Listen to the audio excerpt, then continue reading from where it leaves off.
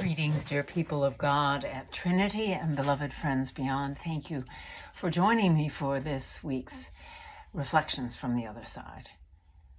For the past 5 years, Margaret Rankel's columns have offered readers of the New York Times a weekly dose of natural beauty, human decency, and persistent hope from her home in Nashville. I am a devoted follower of hers, and it's not just because she's from Nashville. On my pilgrimage with cancer, she has been balm for my soul.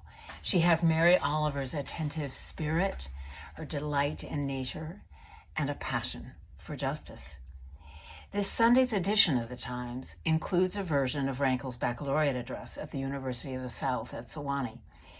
I was so moved by what she had to say to the graduates that I wanted to share it with you. So why not offer a reflection? The fact is that having started on a new medication, I am now 9 days nausea-free, and I can actually lift my head up. Thanks be to God. So here's Margaret Rankel.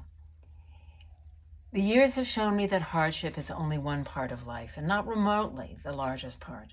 Hardship always lives side by side with happiness. Pain always finds its fullest partner in joy. Love takes many forms, some of them surprising, and people are almost always kinder than we expect. The world is beautiful, and most people are good. When you are in a waiting room and an angry commentator on the corner television is telling you that the world is full of awful people who are trying to hurt you or take away what's rightfully yours, think about all the good people you know. Remember how very many good people you know and how many times a perfect stranger has been good to you in tiny ways, offering to push your cart back to the store, waving you ahead in traffic. Rankel continues, not counting uncooperative politicians and partisan media figures, most people are sincerely trying their best to get along. If you talk to them, they will listen. If you listen, they will talk to you. Most people are good. Remind yourself that most people are good. As you enter the world, remember too how beautiful this place is. Remember the gentle fog. Remember the rocky bluffs and the immense diversity of trees. Remember the cry of the broad-winged hawk teaching her fledglings to hunt. Wherever you go, there will be fascinating creatures in nature who are trying to live out their lives in the same place where you are trying to live out yours. Make room for your wild neighbors. The world is beautiful. People are good. As you leave for the rest of your life, you will be prepared for whatever challenges may come your way if you remember only two things. The world is beautiful. People are good. And remembering that will help you remember how good you are and how much good you can do too. I want to introduce you to an incredible organization I just learned about. Nature Sacred has been a part of creating nearby contemplative, community-led green places, what they call sacred places, for 25 years. They invite communities to connect with each other and with themselves through nature. They knew they were onto something when in their first sacred place, they tucked a little yellow blank-paged waterproof journal under their signature bench. They didn't know what would happen, but when they retrieved that journal, they found that it had been filled with entries.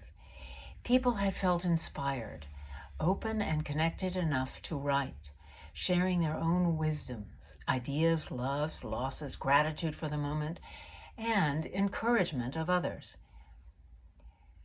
Nature Sacred has recently collected entries from their sacred places in prisons, hospitals, universities, and more, and created a collective story called Bench Talk, Wisdoms Inspired in Nature.